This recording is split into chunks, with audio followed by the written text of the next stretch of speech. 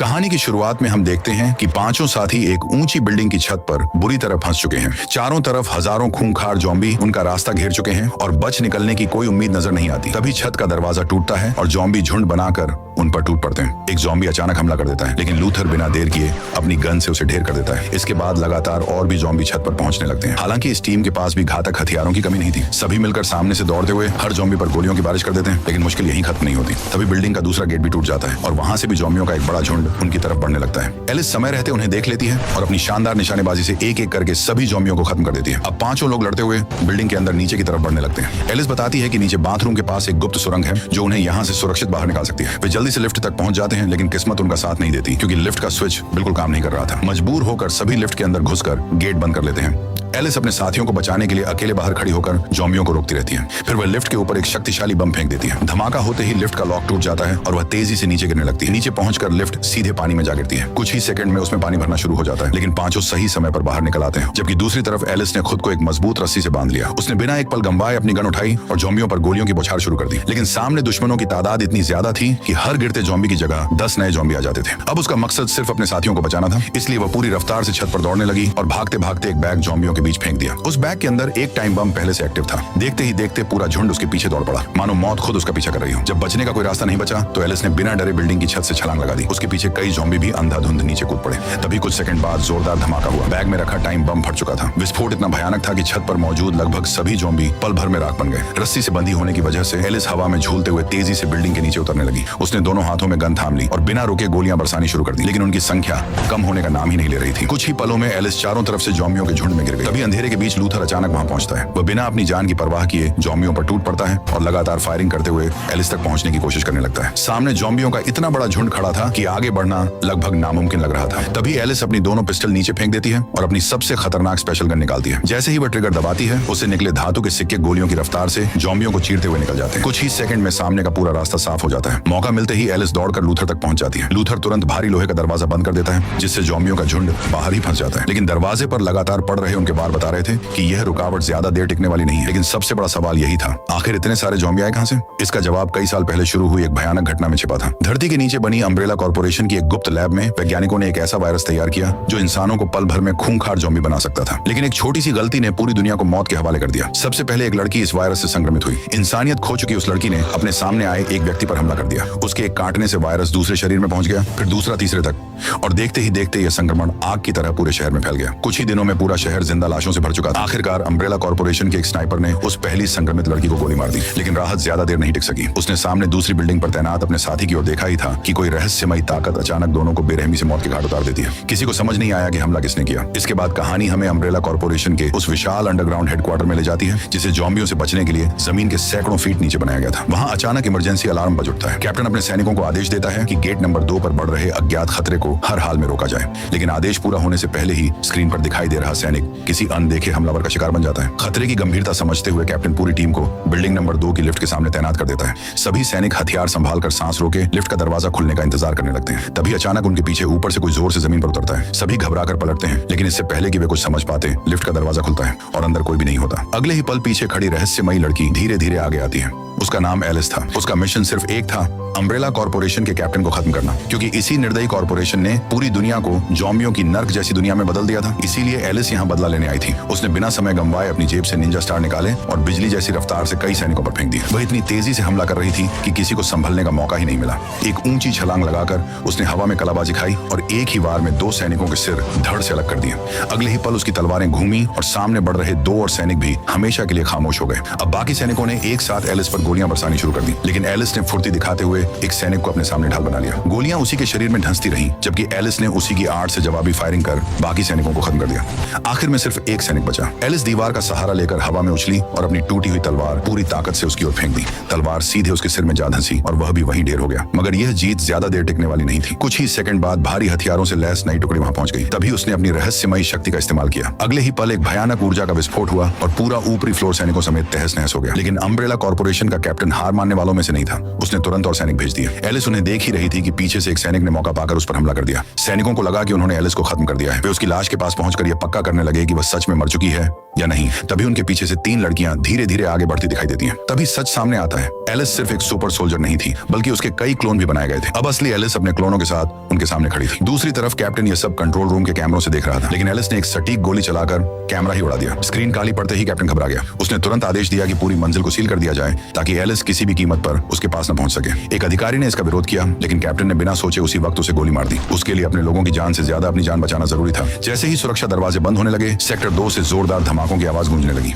ऊपर एलिस लगातार automatic gun से सैनिकों को ढेर कर रही थी। कुछ ही देर में भारी हथियारों से लैस नई टीम वहां पहुंच गई। हालात बिगड़ते देख एलिस और उसका क्लोन एक विशाल पिलर के पीछे छिप गए। गोलियां लगातार उनके चारों तरफ बरस रही थी। जवाब में दोनों ने ग्रेनेड निकालकर सैनिकों के बीच फेंक दी और उसी पल कांच की दीवार तोड़ते हुए नीचे की मंजिल पर छलांग लगा दी। अगले ही सेकंड ऊपर इतना भयानक धमाका हुआ कि पूरी बिल्डिंग कांप उठी। धुएं और मलबे के बीच एलिस और उसका क्लोन दीवार में एक स्टील हुक फंसा देते हैं और उसी के सहारे नीचे की ओर तेजी से उतरने लगते हैं। उनका एक ही लक्ष्य था, कैप्टन तक पहुंचना। रास्ते में जो भी सैनिक सामने आता वह कुछ ही सेकंड में मौत के घाट उतर जाता। दूसरी तरफ कैप्टन भी पूरी तैयारी कर चुका था। उसने अपने बचे हुए सैनिकों को आदेश दिया कि किसी भी कीमत पर एलिस को रोक दिया जाए। चारों तरफ से गोलियां बरसने लगी। इसी बीच एक गोली एलिस के क्लोन को लग जाती है। वो नीचे गिर जाती है। कैप्टन जैसे ही उसके पास पहुंचकर यह देखने की कोशिश करता है कि वह मर चुकी है या नहीं, तभी उसकी नजर क्लोन के हाथों में पकड़े 2 ग्रेनेड पर पड़ती है। अगले ही पल एक जबरदस्त धमाका होता है। पूरा ऑफिस हिल उठता है और इमरजेंसी सिक्योरिटी सिस्टम एक्टिव हो जाता है। कैप्टन किसी तरह इस विस्फोट से बच निकलता है। वो तुरंत अपने सीक्रेट कंट्रोल से प्राइवेट एयरक्राफ्ट का दरवाजा खोलता है और उसमें सवार हो जाता है। जैसे ही विमान उड़ान भरने लगता है, बिल्डिंग की विशाल छत अपने आप खुल जाती है। उसी समय एलिस के बाकी क्लोन भी वहां पहुंच जाते हैं और पूरे विमान पर गोलियों की बारिश कर देते हैं। लेकिन वह विमान बुलेट प्रूफ था। एक भी गोली उसका कुछ नहीं बिगाड़ पाती। कैप्टन मुस्कुराते हुए बिल्डिंग से बाहर निकल जाता है। उसे लगता है कि आखिरकार वह जीत गया, लेकिन उसने जाते जाते एक और शैतानी चाल चल दी। उसने रिमोट दबाकर एक मिनी न्यूक्लियर बम चालू कर दिया, जिसकी उलटी गिनती शुरू हो चुकी थी। 2 मिनट बाद ऐसा विस्फोट हुआ कि पूरी धरती कांप उठी। आग का विशाल गुब्बार आसमान तक पहुंच गया और कुछ ही पलों में पूरा शहर मौत के समंदर में बदल गया। धमाका इतना भयानक था कि जहां कभी एक शहर हुआ करता था, वहां अब सिर्फ एक विशाल गड्ढा बचा था। कैप्टन अपने विमान में बैठा यह सब देखकर खुद को विजेता समझ रहा था, लेकिन किस्मत ने अभी उसका हिसाब पूरा नहीं किया था। अचानक उसके पीछे से एक ठंडी आवाज सुनाई देती है। वो पलट कर देखता है। एलिस ने बिना देर किए अपनी गन उसकी कनपट्टी पर रख दी, मगर कैप्टन भी बेहद चालाक था। उसने आखिरी दांव खेलते हुए छिपा हुआ इंजेक्शन निकाल लिया और धोखे से एलिस के शरीर में एक खास वायरस इंजेक्ट कर दिया। कुछ ही सेकंड में एलिस के शरीर की सारी ताकत खत्म होने लगी। उसकी सुपर सोल्जर वाली शक्तियां धीरे धीरे उसे छिन गईं।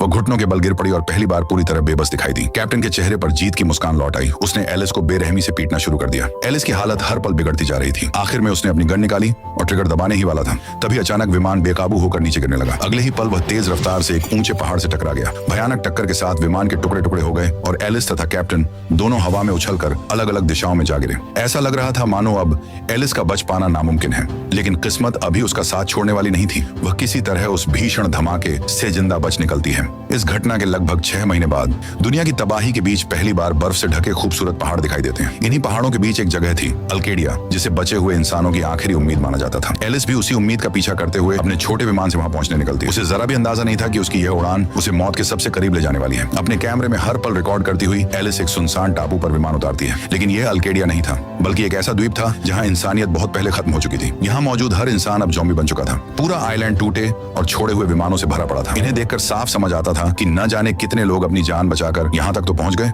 लेकिन यहाँ से कभी लौट नहीं सके।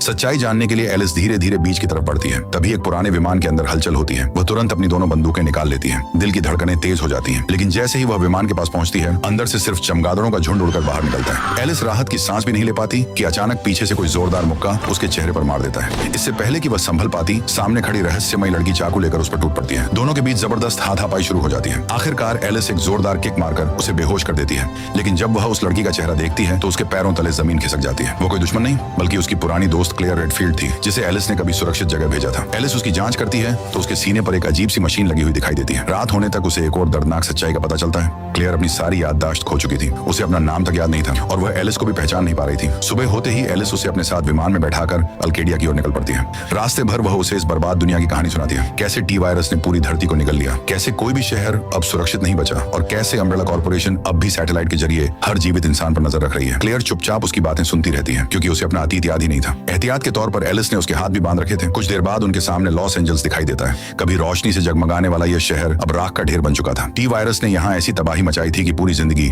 पल भर में खत्म हो गई। हर सड़क, हर इमारत और हर कोना मौत की खामोश कहानी सुना रहा था। लेकिन एलिस को अभी भी यह नहीं पता था कि असली डरावना मंजर उसके नीचे मौजूद है। पूरा शहर लाखों भूखे ज़ॉम्बीज़ से भरा हुआ था। उसी समय एक ऊंची इमारत की छत पर फंसे कुछ सैनिकों की नजर एलिस के विमान पर पड़ती है। वे पूरी ताकत से हॉर्न बजाने लगते हैं ताकि उसकी नजर उन तक पहुंचे। वो फैसला करती है कि इन लोगों को यहाँ मरने के लिए नहीं छोड़ सकती। वो विमान को इमारत की छत पर उतारने के लिए मोड़ती है। छत पर खड़े लोगों की आंखों में पहली बार उम्मीद की चमक लौट आती है, लेकिन अगले ही पल एलिस का विमान उनकी छत के ऊपर से गुजर जाता है। उनके चेहरों पर आई उम्मीद एक पल में मायूसी में बदल जाती है, क्योंकि उन्हें लगता है कि शायद एलिस भी उन्हें मौत के हवाले छोड़कर चली गई। छत पर इतनी ज्यादा टूटी फूटी चीजें और मलबा पड़ा था कि एलिस के लिए विमान उतारना लगभग नामुमकिन हो गया। खतरे को समझते ही लूथर बिना समय गंवाए छत पर पड़ा सारा सामान हटाने में जुट गया। हर सेकंड कीमती था, क्योंकि एलिस का विमान तेजी से उनकी तरफ बढ़ रहा था। उधर एलिस ने भी क्लेयर के हाथ खोल दिए ताकि जरूरत पड़ने पर वह खुद को बचा सके। छत पर मौजूद सैनिकों ने एक मोटी स्टील केबल बांध दी जिससे विमान की रफ्तार कम की जा सके। आखिरकार एलिस ने विमान को छत की ओर मोड़ा, लेकिन तभी सबसे बुरा हुआ। विमान का इंजन अचानक बंद पड़ गया। अब सब कुछ सिर्फ एलिस के हौसले और किस्मत पर टिका था। उसने आखिरी कोशिश करते हुए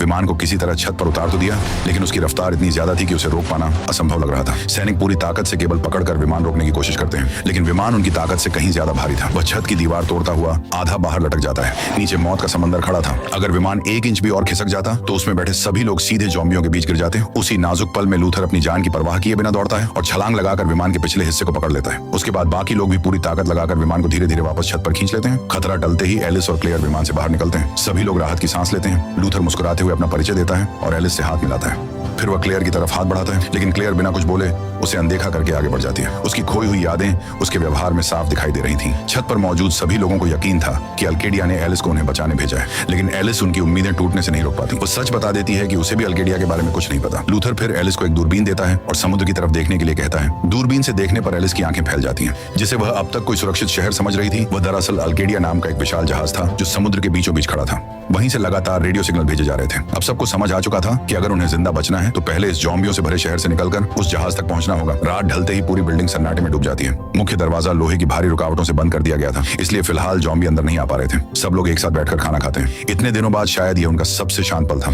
लेकिन किसी को नहीं पता था कि यह सुकून ज्यादा देर टिकने वाला नहीं है। खाने के बाद लूथर एलिस को बिल्डिंग के बेसमेंट में ले जाता है। वहाँ एक अम्ब्रेला कॉर्पोरेशन का सैनिक कैद था। उसका दावा था कि उसे एक ऐसा गुप्त रास्ता पता है जिससे बिना ज़ॉम्बियों का सामना किए सीधे जहाज तक पहुंचा जा सकता है। लेकिन एलिस उसकी बात पर बिल्कुल भरोसा नहीं करती। उसे लगता है कि यह सब एक जाल है, इसलिए वह उसे कैद में ही रहने देती है। इसी बीच अचानक जमीन के नीचे से अजीब आवाजें आने लगती हैं। किसी को संभलने का मौका भी नहीं मिलता कि एक खूंखार ज़ॉम्बी फर्श तोड़कर बिल्डिंग के अंदर घुस आता है और अब असली खौफनाक रात शुरू होने वाली थी। बिल्डिंग के अंदर मौजूद किसी भी इंसान को जरा सा भी अंदाजा नहीं था कि मौत धीरे धीरे उनके बेहद करीब पहुंच चुकी है। सभी लोग खुद को कुछ देर के लिए सुरक्षित समझ रहे। एलिस अपने हथियारों के बारे में लूथर को बता रही थी और दोनों आगे की रणनीति पर चर्चा कर रहे थे। बाहर ज़ॉम्बियों का सबसे ताकतवर लीडर विशाल का एक्समैन पूरी सेना के साथ बिल्डिंग की ओर बढ़ रहा था। हजारों ज़ॉम्बी लगातार मुख्य गेट पर हमला कर रहे थे और हर वार के साथ वह दरवाजा कमजोर होता जा रहा था। उधर एलिस नहाने के लिए बाथरूम में पहुंची ही थी कि अचानक उसे किसी अजीब आवाज का एहसास हुआ। बिना एक पल गंवाए उसने अपनी पिस्तौल निकाल ली और धीरे धीरे आवाज की तरफ बढ़ने लगी, लेकिन सामने कोई ज़ॉम्बी नहीं बल्कि एक डरा सहमा बूढ़ा आदमी छिपा हुआ था।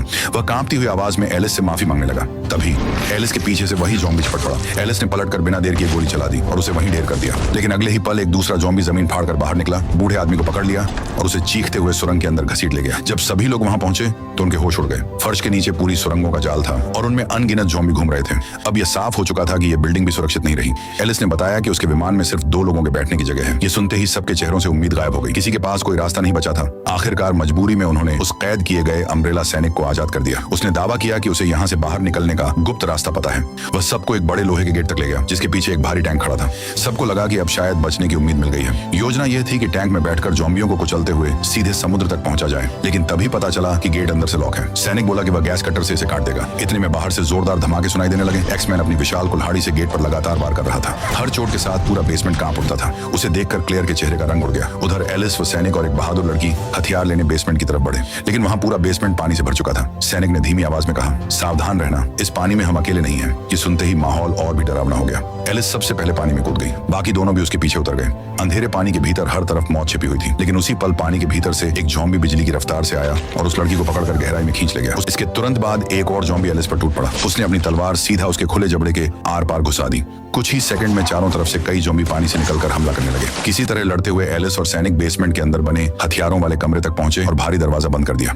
जब लाल फ्लेयर की रोशनी पूरे कमरे में फैली तो उनके सामने आधुनिक और बेहद खतरनाक हथियारों का विशाल जखीरा दिखाई दिया। उधर ऊपर मौजूद लोग आखिरकार गैस कट्टर से लोहे का गेट खोलने में कामयाब हो गए, लेकिन जैसे ही उन्होंने टैंक को देखा उनकी आखिरी उम्मीद भी टूट गई। टैंक का इंजन पहले ही निकाल लिया गया था, यानी वह सिर्फ लोहे का एक बेकार ढांचा था। लालची आदमी ने मौका मिलते ही एलिस का विमान स्टार्ट कर दिया। जब बाकी लोगों ने उसे रोकना चाहा तो उसने अंधाधुंध फायरिंग शुरू कर दी। उड़ान भरते समय उसका विमान कुछ ज़ॉम्बियों को कुचलता हुआ आसमान में उड़ गया और वह सबको मौत के बीच छोड़कर भाग निकला। उधर एलिस, क्लेयर और लूथर किसी तरह ज़ॉम्बियों से बचते हुए बाथरूम तक पहुंच गए। अब उनके पास सिर्फ एक ही रास्ता था, वह गुप्त सुरंग जो समुद्र तक जाती थी। लूथर और बाकी लोग पहले नीचे उतर गए, जबकि एलिस और क्लेयर पीछे रह गईं। तभी ज़ॉम्बियों का सबसे खतरनाक लीडर अचानक सामने आ गया। उसने एक मासूम लड़के को अपनी विशाल कुल्हाड़ी से मार डाला। ये देखकर एलिस गुस्से में उस पर टूट पड़ी, लेकिन उसकी हर कोशिश बेकार साबित हुई। आखिरकार लीडर ने अपनी कुल्हाड़ी से एलिस को जोरदार वार करके बेहोश कर दिया। जैसे ही वह एलिस को खत्म करने वाला था, क्लेयर ने पीछे से गोली चला दी, लेकिन उस राक्षस पर गोलियों का भी कोई असर नहीं हुआ। अब उसका अगला निशाना क्लेयर थी। क्लेयर जान बचाते हुए इधर उधर भागती रही, फिर अचानक उसकी नजर जमीन पर पड़ी एलिस की शॉटगन पर गई। सही मौके का इंतजार करते हुए उसने फिसलकर शॉटगन उठाई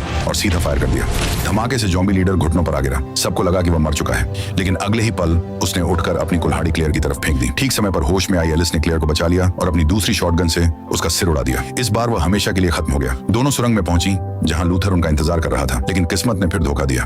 बाहर निकलने से ठीक पहले एक ज़ॉम्बी ने लूथर को पकड़कर अंधेरे में खींच लिया। मजबूर होकर बाकी लोग उसे पीछे छोड़ समुद्र की ओर बढ़ गए। किनारे पर उन्हें एक छोटी नाव मिली, जिससे वे आखिरकार अल्केडिया नाम के विशाल जहाज तक पहुंच गए। जहाज पर अजीब सी खामोशी और घना कोहरा छाया हुआ था। वहां एलिस का वही विमान भी खड़ा था, जिससे साफ था कि लालची आदमी उनसे पहले यहाँ पहुंच चुका है। जहाज के अंदर सब कुछ खाली दिखाई देता था, लेकिन कंप्यूटर में दिख रहा था कि करीब 2000 लोग अब भी जिंदा हैं। उन्हें तलाशते हुए तीनों एक ऐसे कमरे तक पहुंचे जहां विलन का निशान बना था। एलिस तुरंत समझ गई कि यह कोई सुरक्षित जगह नहीं, बल्कि उसके लिए बिछाया गया जाल है। कमरा बंद हो गया और नीचे से कई कैप्सूल ऊपर आने लगे। उनमें एलिस की पुरानी साथी भी थी, लेकिन उसकी याददाश्त पूरी तरह मिट चुकी थी। चारों तरफ फैला खून बता रहा था कि यहाँ इंसानों पर भयानक प्रयोग किए गए थे। तभी एक और दरवाजा खुला। अंदर वही कैप्टन बैठा था जिसे सब मरा हुआ समझ चुके थे। अब वह वायरस से पूरी तरह संक्रमित हो चुका था। उसके साथ 2 खूंखार ज़ॉम्बी कुत्ते भी थे। इसी बीच पीछे से वही लालची आदमी आ गया और एलिस को हथियार डालने पर मजबूर कर दिया। कैप्टन ने बताया कि एलिस के खून में मौजूद खास डीएनए ही उसे पूरी तरह ठीक कर सकता है। इसके बाद जहाज के अंदर भयानक लड़ाई शुरू हो गई। क्लेयर और सैनिक भी आ पहुंचे, लेकिन कैप्टन अब किसी इंसान से कहीं ज्यादा ताकतवर बन चुका था। उसने दोनों को कैद कर दिया, जबकि ज़ॉम्बी कुत्ते एलिस पर टूट पड़े। एलिस ने अपनी सूझबूझ और तेजी से दोनों कुत्तों को खत्म कर दिया। तभी उसकी साथी ने शॉटगन उठाकर लालची आदमी को दूर फेंका और हथियार एलिस की तरफ उछाल दिया। इस बार एलिस ने बिना देर किए कैप्टन के सिर पर शॉटगन दाग दी। वो जमीन पर गिर पड़ा और क्लेयर और सैनिक भी आजाद हो गए। लेकिन कहानी अभी खत्म नहीं हुई थी। कैप्टन किसी तरह एक फाइटर प्लेन में बैठकर भाग निकला और जाते जाते मिनी न्यूक्लियर बम भी एक्टिव कर दिया, मगर उसकी किस्मत ने उसका साथ नहीं दिया। बम उसी के विमान में फट गया और आसमान में एक भीषण धमाका हुआ। सबने राहत की सांस ली। लूथर भी जिंदा मिल गया और जहाज पर कैद सभी लोग आजाद हो गए। लेकिन जैसे ही लगा कि सब खत्म हो गया, आसमान में अम्ब्रेला कॉर्पोरेशन के दर्जनों फाइटर प्लेन दिखाई देने लगे, यानी असली जंग अभी बाकी थी। अगर आपको यह कहानी पसंद आई हो तो दोस्तों वीडियो को लाइक जरूर करें। बहुत मेहनत से वीडियो बनती है। और कमेंट में बताऊं अगली मूवी कौन सी देखना चाहोगे।